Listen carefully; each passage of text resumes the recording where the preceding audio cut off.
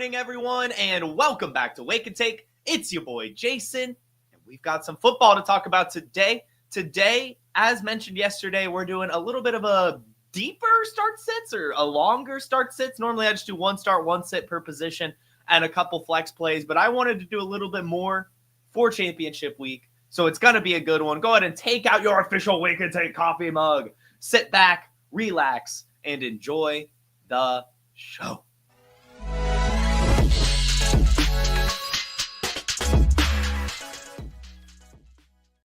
And good morning to everyone here in the chat. Donald, Literature, Louis, Jeff, Jamie, and our fearless producer, Dustin, texting me this morning as well. Glad to see you all. And if you're listening to the podcast, thank you for listening as well. Again, guys, you can find the Wake and Take podcast via the link in the description. You can also find the link to the awesome Wake and Take mug that says good morning via the link in the description as well. It's all there. It's all great. It's a fantastic description with all sorts of links. All sorts of links are within that thing. Good morning to you, Best Ball. Good morning to you, Alex. We've got some things to talk about before we get to the start sits. Was there a football game last night? Was there a football game last night? Because I really don't think there was. Anytime a game finishes with only field goals, you just have to really stare yourself in the face and say, man, do I really make content for this sport? And the answer is yes. Yes, I do. But man, was that a horrible game. Horrible football game. And I've got to say, I know a lot of people on the internet right now are, of course, overreacting to Caleb Williams. That's just how it is. It's the fantasy football space. And I got to say, I don't blame him. I mean, we literally went on yesterday and I was like, I think that this is an excellent game for Caleb Williams to show and bounce back in terms of just his expectations. And it just didn't happen. 16-28, 122 yards, no touchdowns, an interception, got sacked 7 times. Just a horrible, horrible performance from him. But, I mean, it's not like you could say much better about the other side of the ball. I mean, Geno Smith, 17-23, 160 yards, sacked 3 times, no interceptions, but still, everyone in this game sucked. The leading rusher, DeAndre Swift, 53 rush yards. Zach Charbonnet, 57 rush yards. Noah Fant, the leading receiver with 43 yards. Hey, we'll pat ourselves on the back. I recommended streaming him in this week's waiver wire episode. DJ Moore, the leading Bears receiver, 54 receiving yards. I mean, like, what the hell? Do NFL teams not know that this is championship week? Do they not know that we need some fantasy points? Like, what is this? Seriously, what is this? I hate it. I really do. But also, it gives us an excellent opportunity in Dynasty. Because as we've been talking about all year, we've been right. At least I've been right. I don't. Let me know in the chat. Do I say we too much? I feel like I say we too much. Dustin, let me know. Do I say we too much? All offseason, I felt like, and really just this whole season, have kind of been right about Caleb Williams, except for last night, I guess. I was expecting a better performance from him. But if you remember, I called him overvalued all offseason. I said we need to sell him. I said I'm not drafting him where we're drafting him right now in rookie drafts. I said all these things because I knew that there was going to be a lot of value from the other rookie quarterbacks, and I knew that he would be at least a little bit of a disappointment. I didn't expect this bad of a season, but it was clear, right? The whole thing was laid out, right? The fact that he always struggled against top-tier opponents in college. The fact that last year at USC was a really disappointing season. I mean, he wasn't even in the Heisman race after winning the Heisman. He was not in the back-to-back Heisman race at all because he was disappointing. He was not good. And then when he got drafted by the Bears, I know everyone talked about the weapons, and that's, of course, what we're going to go to. But you also have to remember that coaching matters, everyone. Coaching matters. And when you're talking about Matt Eberflus, who should have never kept his job, and Shane Waldron, who got pushed out of Seattle because he can't run an offense, running a new offense with a rookie quarterback by a head coach that already failed the last first-round draft pick quarterback in Justin Fields, it just was never going to happen. But, there's always year 2, and year 3, and year 4, and year 5, and year 6, and year 7, and year 8. And I still do believe that Caleb Williams is an NFL talent. And I think everyone that's overreacting right now on Twitter still believes that he is an NFL talent. We've seen some flashes from him this season. There's just no identity on this offense. There's no, hype, no confidence, right, to fire this team up because there's no leader. And yeah, you could argue Caleb Williams should be the leader, and that's true. But also, I think he is trying his best. It's a really, really shit situation. So I'm going to use this offseason to buy a lot of Caleb Williams in Dynasty. I think his price is going to go back up after a couple weeks and people kind of just the dust of the season settles and we start to put on the 2025 lens.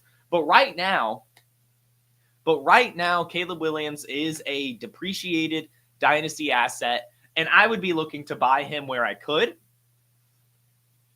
Because why not? I really do think he'll turn it around. He still has Rome Odunze, a top 10 draft pick wide receiver on his team. DJ Moore is still extended. And Keenan Allen's not showing any signs of slowing down, so I'm sure that they'll re-sign him for a one-year deal that's a decent price as well.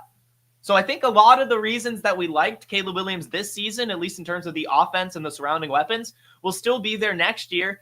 And probably 2026 as well. Maybe no Keenan Allen in 2026, but 2025 at least. I think Swift will still be there. DJ Moore will still be there. Rome Odunze will still be there. Cole Kmet will still be there. The offensive line should be better. And we'll have a better offensive coordinator, a better head coach. And things should hopefully, well, I guess we can't say for sure a better head coach, a better offensive coordinator. Things should hopefully be trending in the right direction for this team. And I would like to get Caleb Williams before that does. Because, again, he had all the Patrick Mahomes best comparables. He has a lot of the intangibles. He has a lot of the kind of flashy, big chunk plays, does have that ceiling on top of being a quarterback who can run the ball as well here and there. This is just an asset you want. So get yourself some Caleb Williams in Dynasty. As disappointing as last night's game was, it does always present an opportunity when things are that bad. And before we keep going, or before we get to the start sits, I do want to mention a couple news stories that, on Thursday's episode, we talked about all the injuries. There were some couple updates around some of the bigger ones that I did want to talk about really, really bad. And that is, of course, starting with CeeDee Lamb. We talked about yesterday, hey, CeeDee Lamb's not practicing, but it was more than likely a veteran rest day. It was Christmas. He's been playing through this shoulder injury anyway, and in fact, playing really, really well. So it's probably not that big of a deal. But then, the Cowboys probably looked themselves in the face and was like, are we really going to make CeeDee Lamb play? Like, seriously, the season's over. He's hurt. Even if he's playing well through it, let's just let him end it. And I actually kind of respect that move. It does suck for our fantasy teams, but, when we talk about, the complaints of the Saints bringing back Chris Olave, it is nice to see an organization kind of just shut it down. It is good and nice for the player. And that probably does help CeeDee Lamb's relationship within the franchise and everything to get these extra 2 weeks off instead of having to fight through an injury for no reason. So I really do appreciate that from the Cowboys. As much as it sucks for our fantasy team, I just think that is a good move in terms of just managing your players, managing your assets. And as CeeDee Lamb is out for the year with his shoulder injury that he's been playing through. So it does sting a little bit. I'm not going to lie. I was relying on CeeDee Lamb in my Guillotine League in the Guillotine League Championship this week, and I am going to have to go out without CeeDee Lamb, but at least in that case, unlike others, it's a Guillotine League, so I was able to pick up Amon-Ra St. Brown on the waiver wire, so it's not like I'm really hurting. It just sucks. It just stings a little, especially for the players in real leagues that don't have, like their next option is probably Brandon Cooks, which we will be talking about in this show. But yeah, CeeDee Lamb out for the year. Supremely disappointing for those that were relying on him in the championship. But I really do got to say, respect. I respect the Philadelphia Eagles for that. And I really think that you should too, because we're seeing the opposite thing in New Orleans with Chris Olave. They're forcing him to come back for absolutely no reason. I just don't get it. But I do see in the chat, and I don't know why, Ryan Flournoy, baby! If we get a Ryan Flournoy touchdown, not this week, or this week or next week, we'll extend it. What should we do? Everyone in the chat, start thinking of good ideas for what we could do if a Ryan Flournoy touchdown happens. Now, of course, we're gonna have a dance party, but outside of that, what are we doing? There's got to be something good because it's possible. We did see, what was it, 5 weeks ago or something like that, when CeeDee Lamb originally picked up this injury in a game. He sat out the rest of the game, and that was Ryan Flournoy's best game of the season because he's that dog. He's that alpha. He's the one that steps in CeeDee Lamb's absence. Brandon Cooks, Jalen Tolbert, they stay as wide receiver 2, 3. Ryan Flournoy goes to that alpha role because he's such a menace. But I am excited to see what he can do. I definitely am. And that's another reason why, I just like these types of moves, right? Where you just shut down your stars. The season's over. Let's see what the rest of the roster has. And again, that's why I hate the Browns for benching Jameis Winston. I know that they maybe want to see what they have in DTR, but he was at least showing what they had in Tillman, and Njoku, Judy, Elijah Moore. But now they're not seeing anything in Cleveland, as we'll talk about later as well in the start sits. But anyway, CeeDee Lamb out for the year. Oof. Another injury that happened that was unexpected was Gus Edwards. We talked about this yesterday as well. Gus Edwards was limited, so generally when you see limiteds, you don't expect them to be announced out, especially on a Thursday.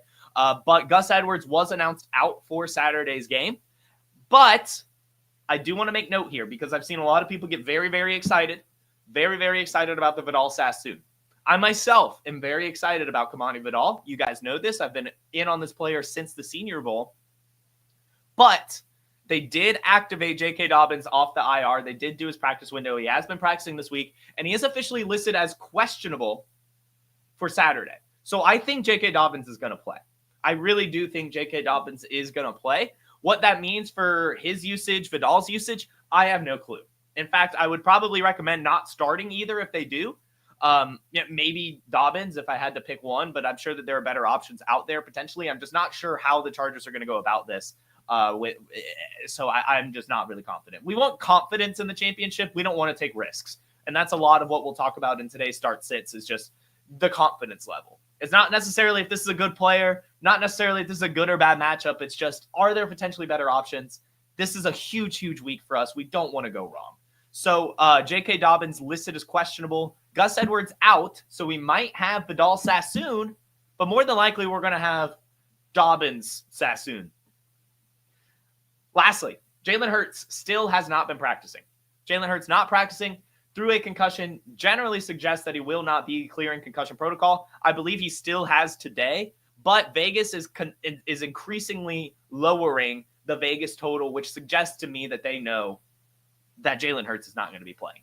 And I don't believe Jalen Hurts is going to play either. I don't think they necessarily have to play him in a game against the Cowboys. I know they want that playoff seeding, but they could probably win with Kenny Pickett. He honestly looked fine last week with him locking on to A.J. Brown and Saquon Barkley doing his thing. So I don't think Jalen Hurts is going to play. I do think that affects the Cowboys more than it does the Eagles, to be completely honest with you. It does affect Devontae Smith. If there is no Jalen Hurts, I'm not playing Devontae Smith. It seems that Kenny Pickett could only throw to A.J. Brown, but Saquon Barkley gets a boost, and A.J. Brown kind of gets a boost, to be honest. We have him as our 5th highest projected wide receiver this week at PlayerProfiler. But yeah, no Jalen Hurts. Kind of painful. Again, this concussion was the most tilting thing probably in my fantasy career. And I've been playing fantasy football since I was in elementary school. I'm on like year 19 now. I think I started I started in 2006. Probably took a couple years off. So we'll just give it 15. We'll just say like 15 years of fantasy football. And this was probably the most tilting performance thing, injury. I don't know. Just I've had a lot of bad luck in my years. But losing my semifinals because of a Jalen Hurts concussion, it really stings because that was my home league, my best team in general. I have been building this monster, this behemoth of a squad. And it just all came crashing down because my quarterback got injured. It's just so frustrating. I'm not going to lie. It's just like it all just comes down to one damn lucky thing. But anyway, I do want to give a happy birthday to Casey Rodriguez. I don't know if it's their birthday, but they said ask me if it's my birthday. And I'm going to assume that means it's Casey's birthday. So happy birthday, Casey. Thank you for tuning in on Yo B-Day. It's time for some start sits. It really, really is. But before we get to start sits, I do want to talk about, or let the Podfather rather, talk about Fast Draft. Oh, incredible news about Fast Draft. Fast Draft DFS is live. It's called the Flex 6 Frenzy. You just draft 6 guys, running backs, wide receivers, tight ends for the Sunday slate. You like Jahmyr Gibbs? You like Jackson Smith and Jigba? You like Tyrone Tracy? Draft him. And the beauty is you can just order 5 teams, submit your rankings, and Fast Draft will email you the results. We awarded $1,000 in prizes our first week, and we're just going up from there. Soon there's going to be a select 6. No drafting at all. You just pick any 6 guys. Our DFS mantra, just say no to salaries on Fast Draft. Don't forget there's free tools on Fast Draft too. You want to get ready for startup season? We've created the best Dynasty mock draft experience there is. And if you want to play in these DFS contests and our best ball contest for 2025 coming very soon too, just use promo code PODFATHER when you deposit and you get a free draft. It's that easy. And you're like, oh, I already have Fast Draft. Great. Refer a friend. Have them put your username in as the promo code, and then you and your friend will both get an instant deposit match up to $25. We got DFS. We got Dynasty Mocks. We got Best Ball. It's all there for you on fastdraft.app. Check it out. And the promo code is PODFATHER. Yep. Go use that code. It's awesome. you get a free draft. You could also use code FAST, or you could use a much better code, and that is the code JASON. Code JASON gets you a first deposit match with a deposit of $25 or up to $25. So if you put in 25, you'll get $25 back. Use that code JASON. I did see a fast draft question in here. Jeff is challenging me. I do not want you to have to do that, Jeff, but challenging me in fast draft. If he loses, he has to drink a gross iced coffee with 10 pumps of artificial flavors. If I lose, I have to drink black coffee. I think that's really safe. I can handle black coffee. I can. I just prefer a little creamer at this point. I do not want you to have to do 10 pumps of artificial flavors, although that would be pretty nasty. And I'll accept the challenge, Jeff. I will definitely accept the challenge. This is a fun one. So I guess shoot me a DM on Twitter. I believe they're open. Or comment on this if they're not open. I'll figure it out. You can get in contact with me. DM me on Instagram. I'm JFootballWine everywhere. We'll figure this out, Jeff. We'll figure this out. Probably the Quick Six Super Slam would be the best way to do this. That's a fun little option there. Anyway, start sits. So guys, as I mentioned, I wanted to do a little bit more than I normally do. Not all of these are basically, I have a start and sit by position, a couple streamers by position as well. And then, of course, I've got the flex plays. And then at tight end, I have a few different options and things to talk about there. So it's a little bit more extensive than usual, but still pretty decently small. So start asking your questions. We'll get those answered for sure at the end of the show.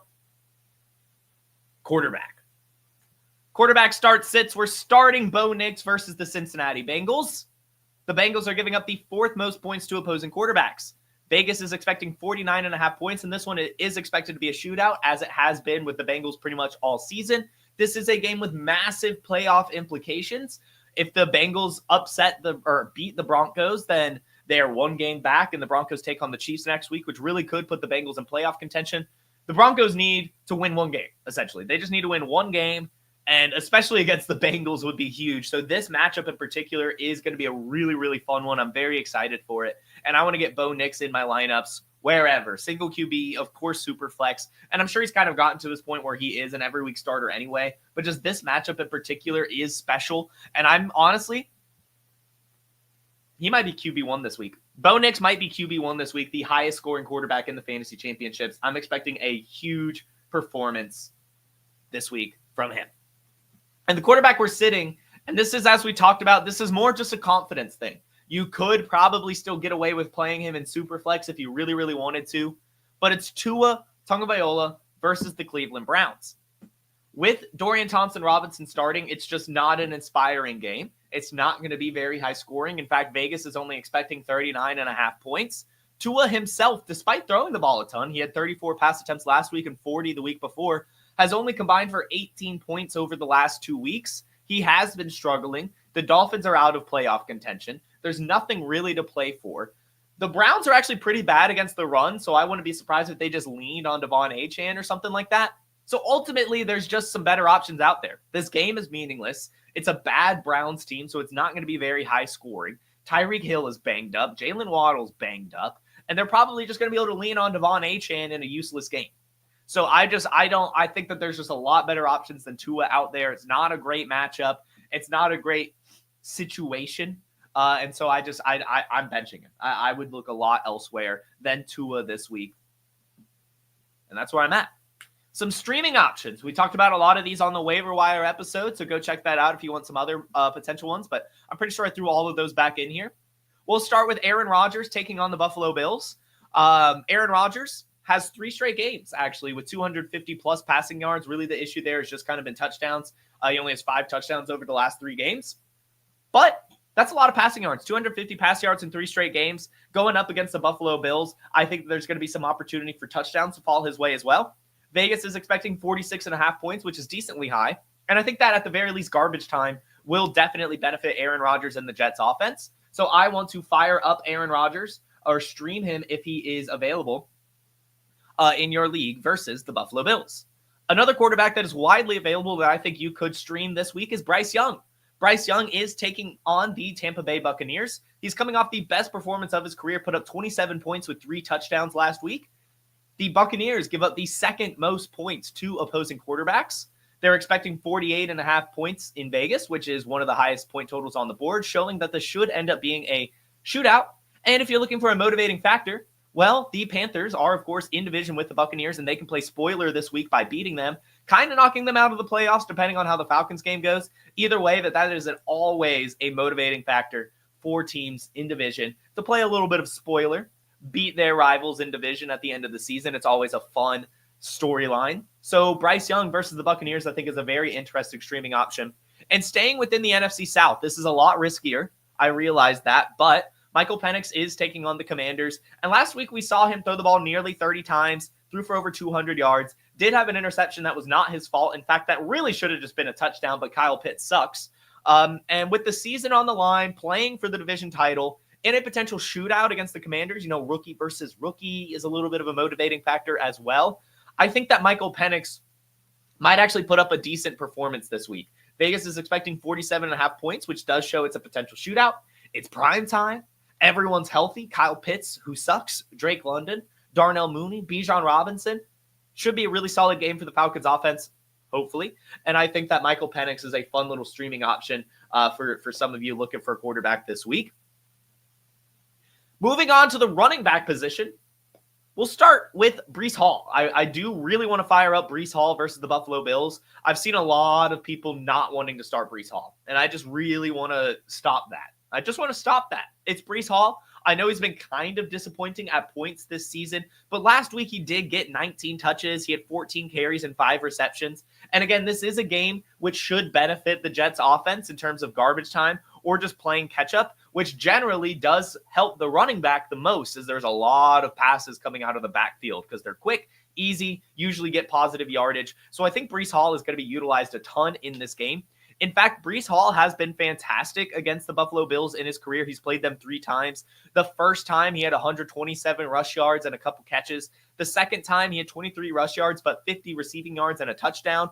And then the third time he had over 100 rushing yards, 50 receiving yards as well. So he's averaging 87 rush yards, 42 receiving yards, and 0.3 touchdowns. So if he can find the end zone in this game on top of catching his average of 5 receptions versus the Buffalo Bills and nearly 100 yards, I really think we're looking at a 15 to 25-point game from Breece Hall. Should be an awesome, awesome performance for him, and will remind us all why we used a first-round draft pick on him in the championship. I think this game script is really going to benefit him, and he's going to bounce back in a big way and help win some leagues.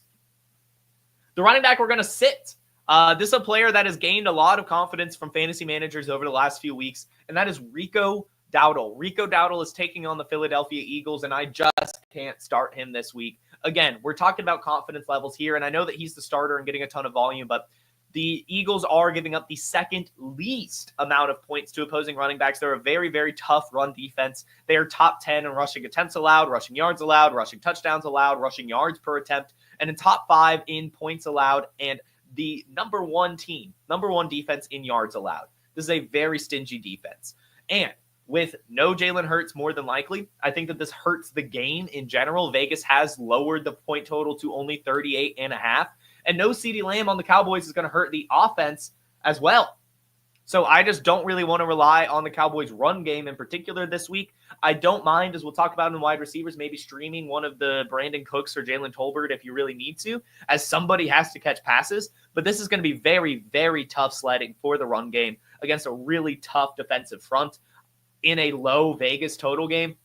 I think that there are a lot better options than Rico Dowdle out there, despite him looking a lot better towards the end of the season. So we're sitting Rico Dowdle. Some streamers, if you're looking for them, and there's not as many at the running back position as the injuries didn't really happen. Injuries didn't really happen, and if they did, that running back has been scooped up everywhere. But there are a couple running backs that are widely available that have potential this week.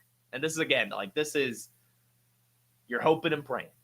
But maybe not with Amir Abdullah. Amir Abdullah taking on the Saints in a low Vegas total, but the Saints are giving up the 5th most points to opposing running backs, so it's a decent matchup. And Amir Abdullah has back-to-back games with 15 or more fantasy points. So he is kind of playing really well recently. He is the running back with Zamir White and Sincere McCormick on IR.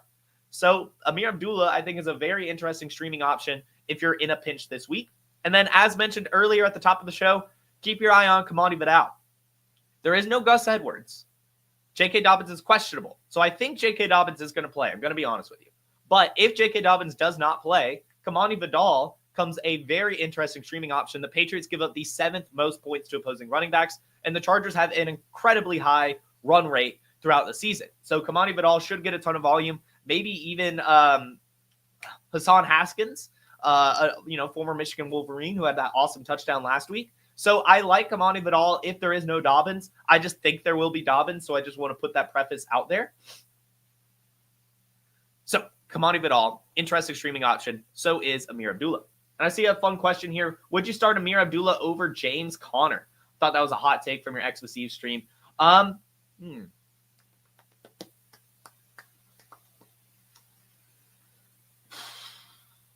It's looking like James Conner is going to play, to be honest with you, and the Rams are a decent enough defense to where I think that James Conner is probably just the safer option. So no, I don't think I could do that. And yeah, because I don't know. I mean, keep your eye on what they say about snap share, but it seems that he's going to be good. He's been limited all week along with Trey Benson, so I don't really think anyone's really going to push him for volume. But the season is lost for Arizona, so they may not want to risk James Conner's health too much. I'm not sure, but it is a divisional game. Again, like I said with the Panthers, they could play spoiler to the Rams this week, so I think that they will be motivated a decent bit. So I think I would go James Conner, but no, I wouldn't be surprised if Amir Abdullah did outscore him. Moving on to the wide receivers. I'm always so bad at the wide receiver portion. I don't know why, so maybe take this with a grain of salt, because I think I've missed wide receiver almost all season. But I'm still trying my best. And every week I'm given the correct process. Every time I feel like the wide receiver I say sit scores a touchdown, and then the wide receiver I say start gets like volume, but then never catches them. I don't know why. But anyway, we're starting. We're doing it. We're starting Jayden Reed. We're going to start Jayden Reed versus the Minnesota Vikings. I know that he has lost a lot of confidence over the course of the season. But he does have back-to-back games with 11 fantasy points, and the Vikings are the best matchup. They are giving up the most points to opposing wide receivers. Christian Watson has not been practicing this week, so it looks like he's going to be out, which of course should consolidate the targets to him and to Jayden Reed and Romeo Doubs.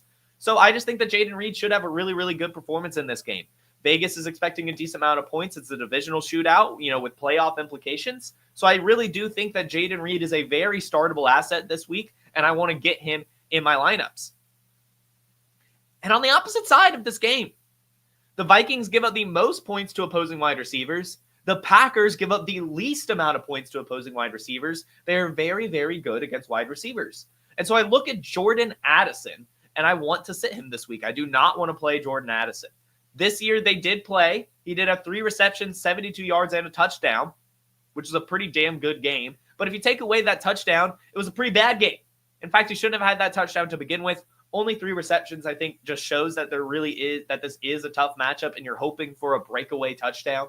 And I just don't want to rely on that in the championship. I'm still, of course, going to fire up Justin Jefferson and TJ Hawkinson and all that. But a Vikings wide receiver to sit, I think, would just be Jordan Addison. With the Packers being such a tough matchup, giving up the least amount of points to opposing wide receivers, I would try to look elsewhere this week.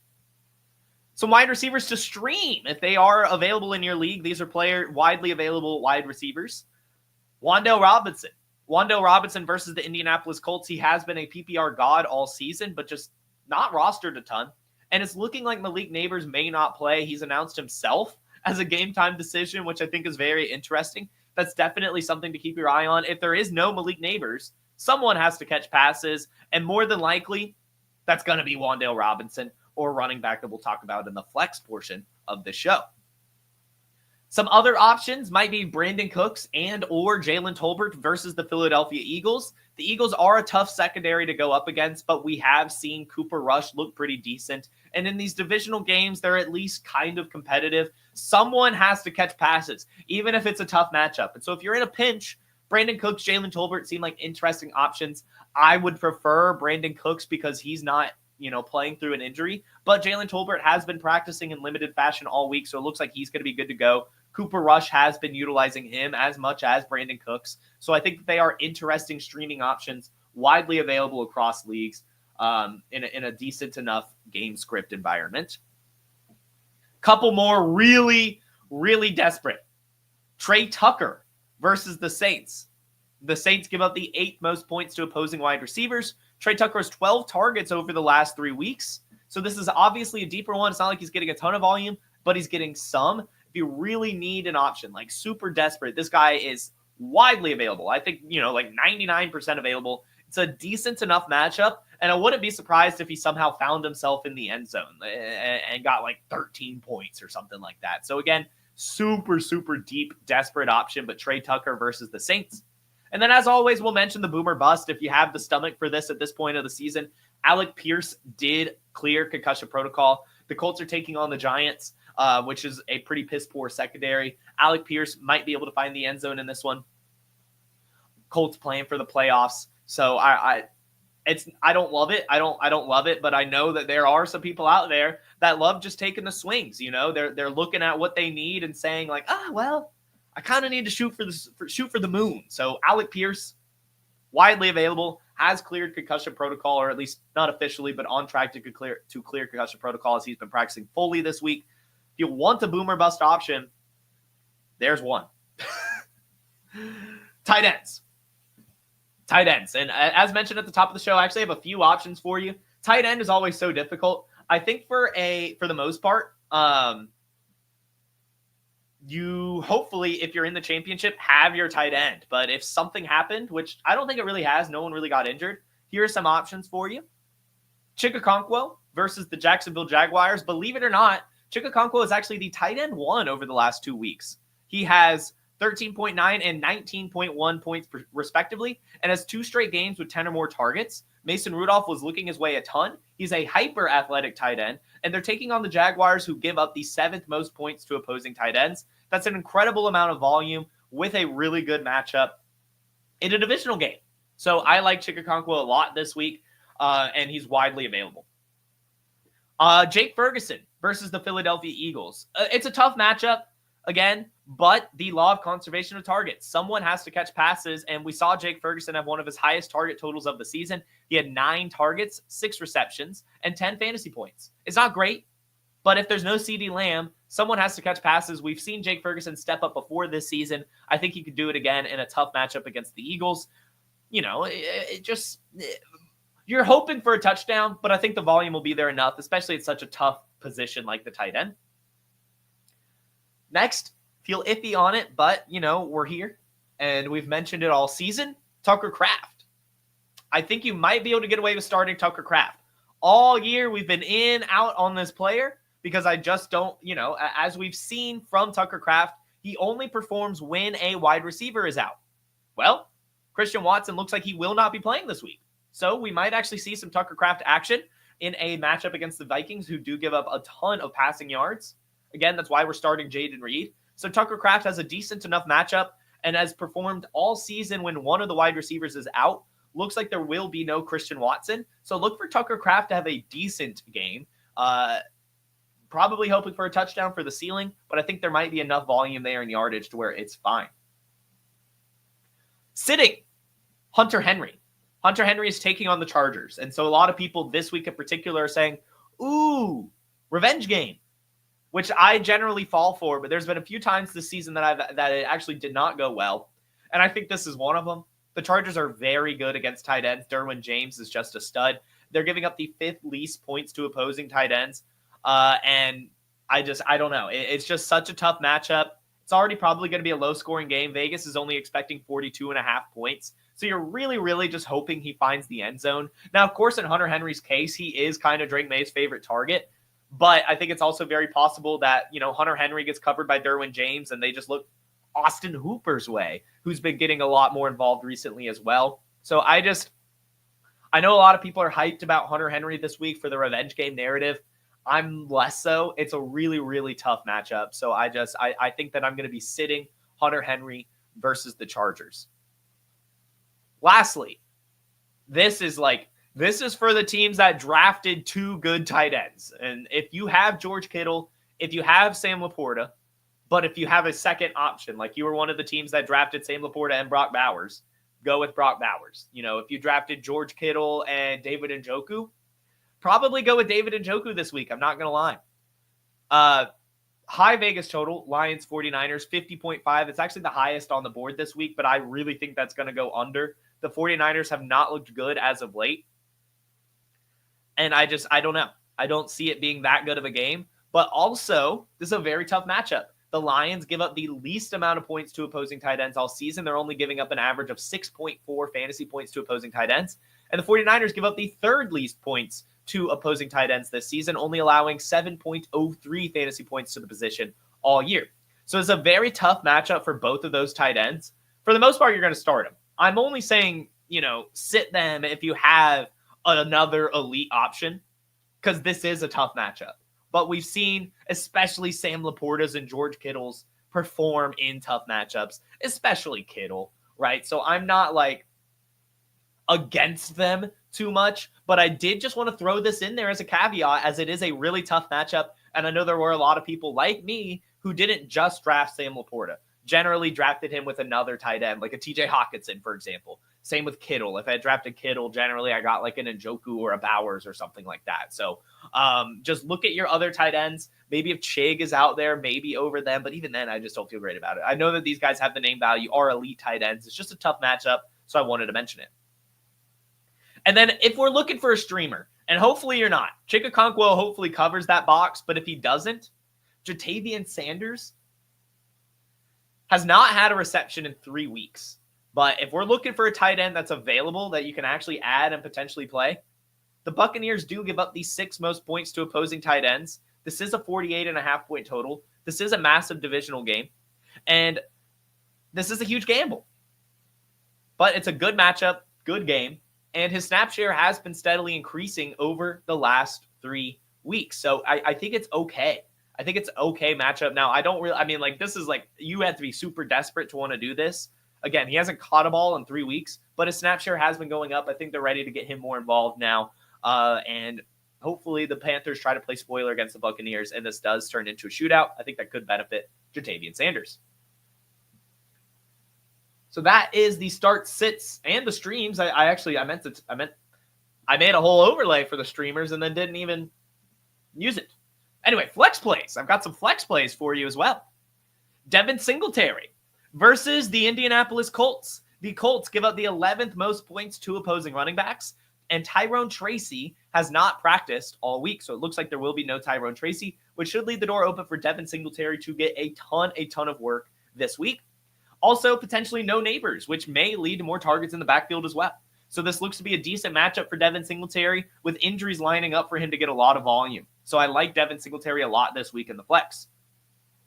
Next, Isaac Guerendo is expected to return.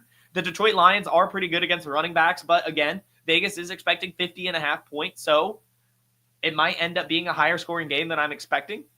I am still taking the under personally, but you still have to follow Vegas somehow, and Guerendo is just so explosive, even playing through an injury. So if you have him, I don't mind flexing him. I'm not super confident about it, but it is a potential high enough scoring game, and he's just that explosive to where I don't hate it. Rachaad White versus the Panthers. The Panthers give up the most fantasy points to opposing running backs, so it's a great matchup for him, and it's looking like there will be no Cade Otton or Sterling Shepard for a second straight week. We saw that happen last week, and Rachaad White had 7 receptions, which was incredible for PPR leagues. He only had 3 carries, but I think that could go up a little bit. You're already starting Bucky Irving. We already know that. He should have a great game. But Rachaad White, I think, is a good flex play as well. Some flex wide receivers. We've got Adam Thielen versus the Tampa Bay Buccaneers. Adam Thielen has been on a tear lately, 24 points, 19 points, 10 points, 15 weeks over the last 4 weeks. The Buccaneers are giving up the 10th most points to opposing wide receivers. And again, Vegas is expecting this to be a little bit of a shootout with 48.5 points. Last time he played the Buccaneers, he had 8 receptions for 99 yards and a touchdown. Heavily involved in this offense. Should be a shootout. Really good matchup for Adam Thielen. Want to flex him wherever I have him. This one was teased a little bit earlier. Romeo Doubs versus the Minnesota Vikings. Again, the Vikings do give up the most points to opposing wide receivers. It does look like there will be no Christian Watson, which should consolidate the targets and make Romeo Doubs a very interesting option this week. Very interesting option. I'm back.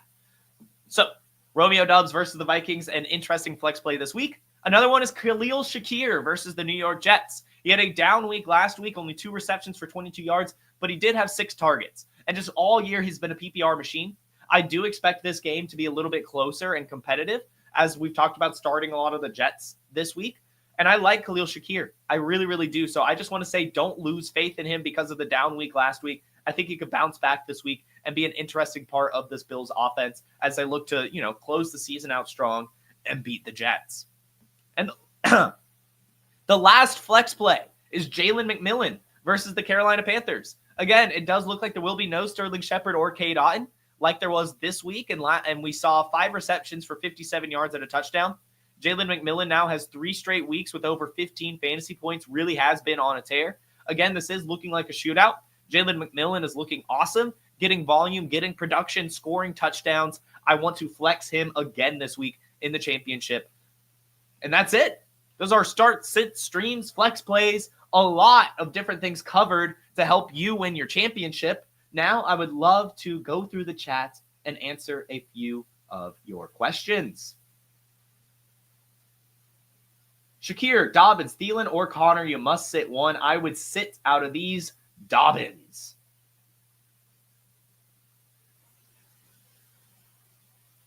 How far does A.J. Brown drop in the rankings if Hurts is ruled out? Not that far, actually. We saw A.J. Brown have a monster performance last week with Kenny Pickett. We see the Tom Savage corollary all the time. The true alpha wide receiver 1 plays fine with the backup quarterback. So I am not too worried about A.J. Brown this week. I think he'll get a ton of targets and be good. All right.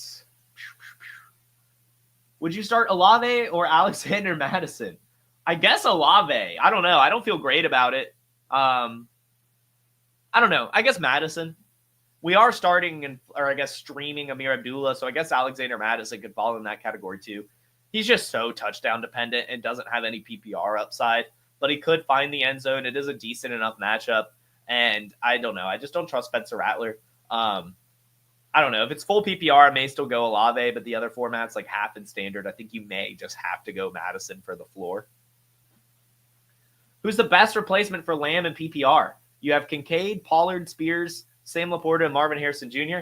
I would say if there's no Tony Pollard, which it's looking like there won't be, then you should do Tyjae Spears.